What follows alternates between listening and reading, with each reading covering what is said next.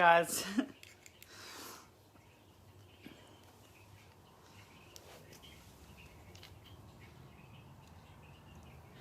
Okay. So this morning I went to Perth yesterday. Good morning, how you doing? Yeah, so I went to Perth yesterday to finally pick up some little Picatinny rails. So these are dovetail to Picatinny rail mounts. So this is on my little 22 Puma Hunter. So I'm just adjusting this, and then I'm gonna fit the hey Tim, how you doing? Hey Freddie. I'm gonna fit the iAiming iA-612 to it to be able to, you know, put it through its paces, do the one-shot auto zero, and then tonight I'll be doing some ratting with it, hopefully. This is a great little rifle for freehand. And obviously with the IAiming scope, it's not really very heavy, so you can get a nice weight balance on it. As opposed to my ATN, it's really heavy, so I find it a bit of a struggle to freehand with the ATN. So yeah, I just thought I'd jump on, put this on, see how the mount goes. Hey Caden, how Lindsay, how you doing? But yeah, so these little mounts come in handy because this rifle doesn't actually have any, like it didn't have a rail on it at all, and it doesn't have any points, like screws to be able to screw a rail onto. So I had to get these mounts, make sure they're done up nice and tight. Actually had to take it up there just to make sure that they were going to fit, because some people have had some issues with them not fitting. They've had to like bend them out and then they wouldn't tighten up. So, but hopefully this fixes this problem, and I'll be actually able to use this rifle a little bit more. So there we go, she's on all nice. Had to go a two-piece mount just so it ejects properly still. So yeah, with the iAiming, there's one feature that's been mentioned on a few pages, that these locking nuts are actually plastic, little nuts here. I do notice that there is a little screw on top here, so say if one breaks, you would be able to get a replacement part. Inside here, while this plastic piece does have a hex key cut out there, so you can probably tighten it up with a hex key, it's still not actually metal, so you know you want to be a bit careful with how tight you actually go with them. The actual head down in there is just a Phillips head, so I'd be more keen on putting a Phillips head down in there to tighten it up than using the Allen key, just so you don't strip it, basically. So I'll throw this on and then I'll go out ratting tonight. Being out here, we've got a lot of rats, a lot of rats on the property, so hoping to be able to get rid of some of them. Probably put it back further and see how we go.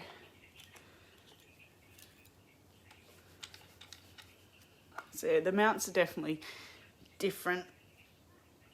I don't know how tight they will actually stay. So obviously that's it there.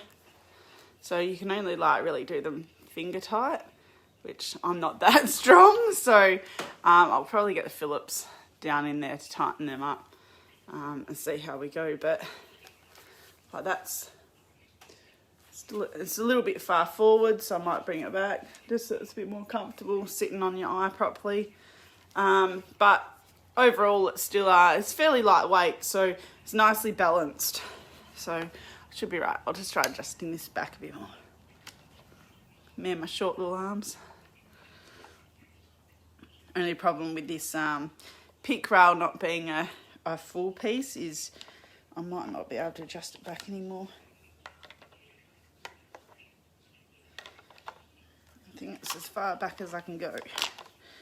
So that's what I'll be running with. Can't always get what you want.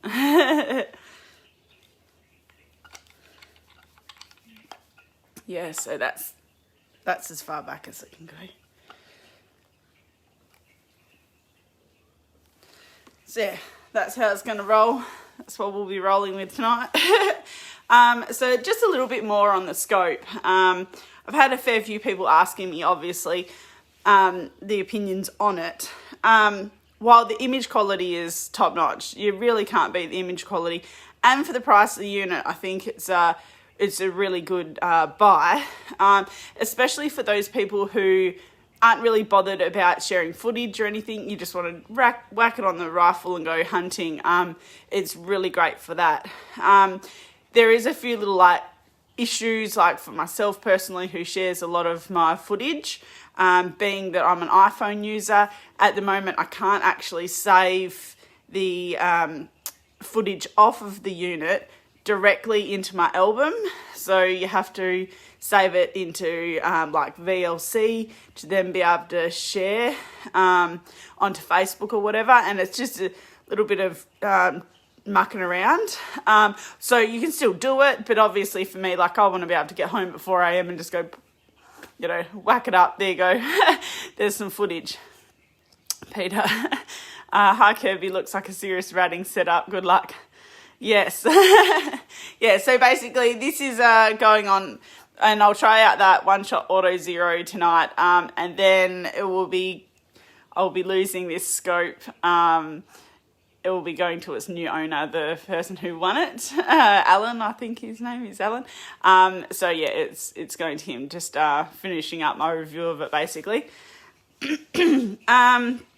Yeah, so obviously I'm not paid for my reviews or anything like that. This is my honest opinion on the scope itself. So absolutely great quality footage. Where it lacks for me and for my uses is just the accessibility to that footage.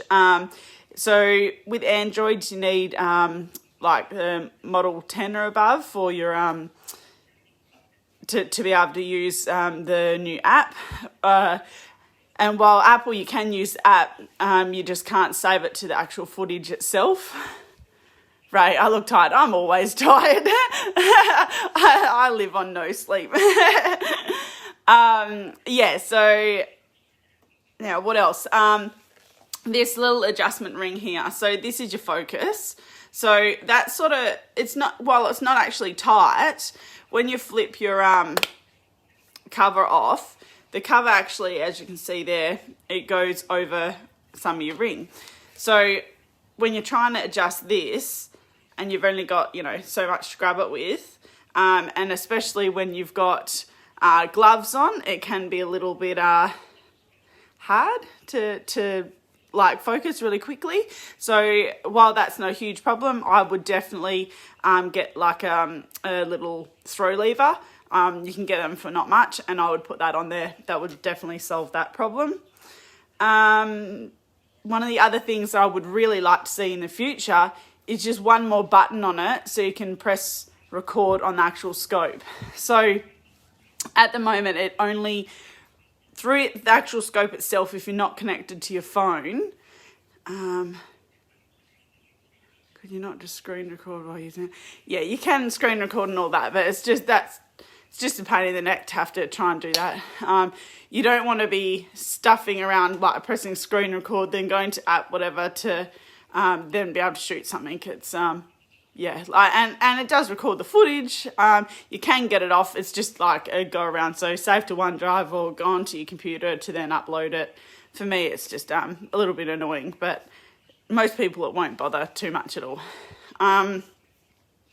So where was I going? I lost my train of thought there. So record button on the actual unit itself. So at the moment, if it's not connected to your phone, it will only record through recoil. So say if you're actually calling in a fox, you can't actually record it coming in. If you're just using the scope on the rifle. If you want to, you can then connect your phone and press record through the phone.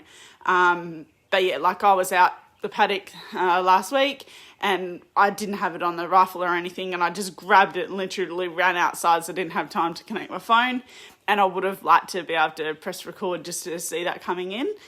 So it doesn't have that. So you're still going to get your records of your shots, but you can't like actually just press a button to record. So just a little thing. Like I said to someone last night, I rang them to have a little chat about it. For the price of this compared to one of the top Pulsar Thermians, you know, you're looking at like $5,000 compared to $9,000. Are those few little features that this doesn't quite have sorted yet worth the extra $4,000? No, probably not. Especially for your average user, your farmer, or, you know, any of you guys who just want to like basically have a thermal and be able to shoot. The image quality is perfect. You can't deny the image quality in it.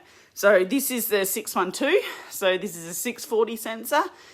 And yeah, it's the picture of it is mint. So you won't be sorry there. It's just those other few little tech issues. However, I do know that they are actually working on a new app.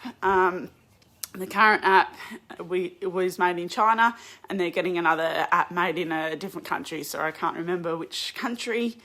And it will be out in maybe 6 months or so. So, yeah, hopefully with that app you won't have too much drama. What else? Oh, so delay. So for me, I was using this as a spotter for a little while on the T-bar, and there's next to no delay. Maybe there's obviously a slight delay between this and the iPhone, but when I went to use my iPad, which is iPad Mini 4, latest of the iPads, basically got nothing else on it. I just use it for shooting. Sorry. Can you post a video of your guns on Facebook? Yes, I will, Reese. Nice relocated device. Yes, Reese. I'll do a little rundown later. I'll probably jump on live, do a little rundown if you've got any questions about all the different rifles. Yeah, so delay between this and the iPad was really bad delay. So although most people won't actually use it as a spotter, for me that was a absolute pain in the neck, to the point that I turned it off and turned it back to the phone. And in the actual app, so you can zoom in on your thing through the app, which that's great, but on the phone, you know, when you got gloves and stuff on, it's too small to be able to access all the little functions. So that was just a pain in the neck, not be able to use the iPad with it because the delay was terrible. Someone else had mentioned it, and so obviously normally I do use the iPad with our other thermal. So yeah, that's just that. I think I've covered most of the other things with the unit, but it's certainly for the price and what you're getting. So I really believe it is good. Pitch quality is great. The actual unit is solid, really solid. I don't think that you would be able to knock it around too much and like it get out or damaged or anything like that. Battery in it is, so you got two 18650 batteries. You easily get 8 hours, maybe even more out of them. So I mean, most people yeah, probably don't even go out for that long, and you just chuck a couple of extra spare batteries in, so battery life was great. Yeah, I don't know, I don't think there's too much else to say about it. It's good unit. Yeah, so basically the only thing with it is if you are going to use it to get your footage off of, you can't actually connect the scope, its internal memory, so you can't, there's no cord to plug the scope directly into the computer to download that footage. You have to use the app to get your footage off. So that's where, to me, it was a little bit of a pain having the iPhone. I don't think that there's that issue with the Android. You can save directly to it. Obviously, iPhone user, got to deal with what I got. But yeah, so anyway, I will do a bit of footage later tonight, this afternoon, about the one-shot auto zero. I'm pretty confident that works really well. So yeah, more to come. And yeah, Reese, I'll put a video up later of all my different guns and what setups I'm running with that. So yeah, all good. See you later. Happy hunting. I'm going to go check my traps. I think I'm actually going to remove the traps. So I'll set them off, remove them, and I'm actually going to put them in a place where I can just fly the drone over them each morning. Save me a little bit of time. And also, if I get time today, I'm going to put the windscreen on my buggy. So wish me luck. Hopefully nothing goes bad. Andrew, great review. Oh, thanks, Andrew. Yeah, like I said, I'm not getting paid for anything. It's simply, this is just my opinions on it and what I would like to see improved and how they are. So yeah, I can only do me. Other people might have different opinions, but yeah, that's mine. All right, guys, happy hunting, and yeah, I'm sure I'll post something up later. See you guys.